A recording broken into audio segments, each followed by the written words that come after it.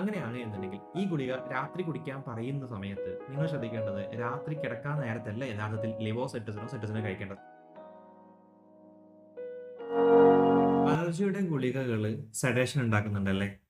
എന്താണ് അതിന്റെ കാരണം എന്ന് പരിശോധിക്കണ്ടേ? യഥാർത്ഥത്തിൽ അലർജിയുടെ ഗുളികകൾ കഴിക്കാൻ പറയാറുള്ളത് രാത്രിയാണ്. പക്ഷേ രാത്രി ഗുളിക കുടിച്ചു കഴിഞ്ഞാൽ രാവിലെ ആകുമ്പോഴും ഭയങ്കരമായിട്ടുള്ള ഉറക്കം കാരണം ഉണ്ടാവും. മാത്രമല്ല അലർജിയുടെ ഗുളികയായിട്ടുള്ള സെട്രിസിൻ, ലിവോസെട്രിസിൻ പോലത്തെ ഗുളികകൾ കുടിക്കുന്ന സമയത്ത് ഡോക്ടേഴ്സും ഫാർമസിസ്റ്റും പറയുന്ന ഒരു വാക്കുണ്ട്. ഈ സമയത്ത് നിങ്ങൾ പ്രത്യേകിച്ച് ഈ നമ്മുടെ ഡ്രൈവിങ്ങോ കാര്യങ്ങളൊന്നും ചെയ്യരുതെന്നും പറയാറുണ്ട്. ആക്ച്വലി ഇത് ഈ പറയുന്ന ഡ്രൈവിങ്ങും കാര്യങ്ങളും ചെയ്യരുതെന്ന് പറയാനുള്ള കാരണവും അതുപോലെ തന്നെ ഈ സെഡേഷൻ വരാനുള്ള കാരണവും എന്താണ് എന്നൊന്ന് പരിശോധിച്ച് നോക്കാം. അലർജിയുടെ ഗുളികയായിട്ടുള്ള സെട്രിസിൻ, ലിവോസെട്രിസിൻ എന്ന് പറയുന്നത് യഥാർത്ഥത്തിൽ ആന്റി ഹിസ്റ്റമിൻ എന്ന് പറയുന്ന കാറ്റഗറിയിൽപ്പെട്ട ഒരു മരുന്നാണ്. അതായത് ഹിസ്റ്റമിൻ എന്ന് പറയുന്ന ന്യൂറോ ട്രാൻസ്മിറ്ററിനെ ബ്ലോക്ക് ചെയ്യാൻ ആവശ്യമായിട്ടുള്ള ഒരു മരുന്നാണ് ലെവോസെട്രിസിൻ.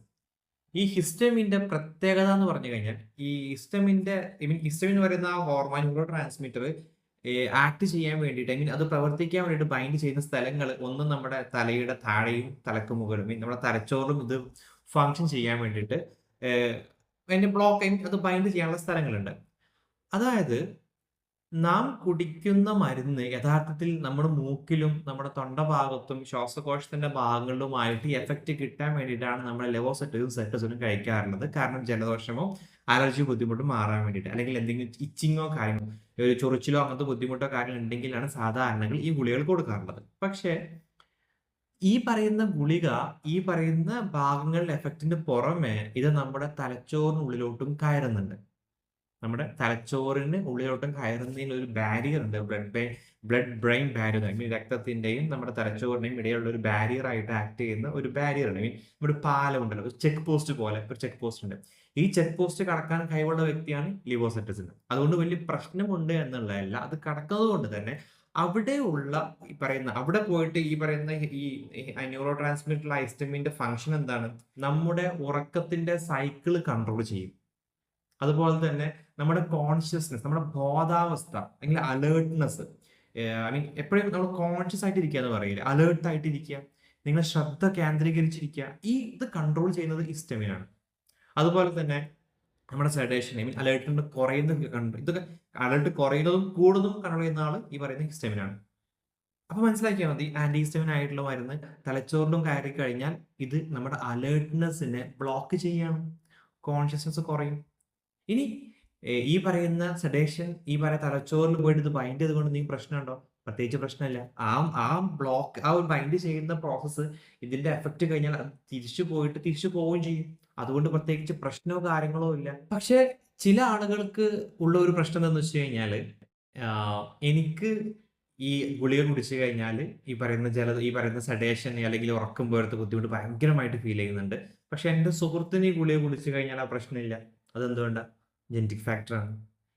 ഈ പറയുന്ന ജനിതകപരമായിട്ട് ഉള്ളിലുള്ള കാര്യത്തിന്റെ കൺട്രോളിംഗ് പ്രകാരമാണ് ഈ പറയുന്ന എഫക്റ്റ് ഉണ്ടായിരിക്കുള്ളൂ. കാരണം അദ്ദേഹത്തിന് മരുന്നിന്റെ എഫക്റ്റ് പെരിഫറൽ നമ്മുടെ കഴുത്തിന് താഴ്ഭാഗത്ത് അല്ലെങ്കിൽ തലച്ചോറിന്റെ പുറം ഭാഗത്തായിട്ടുള്ള ഭാഗങ്ങളിൽ ഇത് എഫക്റ്റീവ് ആയിട്ടുള്ള ജീനാണ് അദ്ദേഹത്തിനുള്ളത്.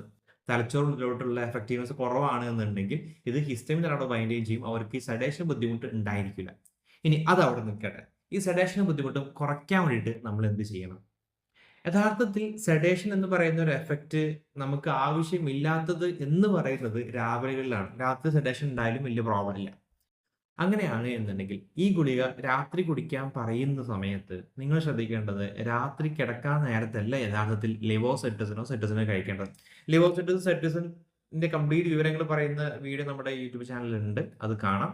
ഇനി പറയുന്നത് ഈ ഗുളിക കുടിക്കേണ്ടത് വൈകിട്ട് കുടിക്കുക.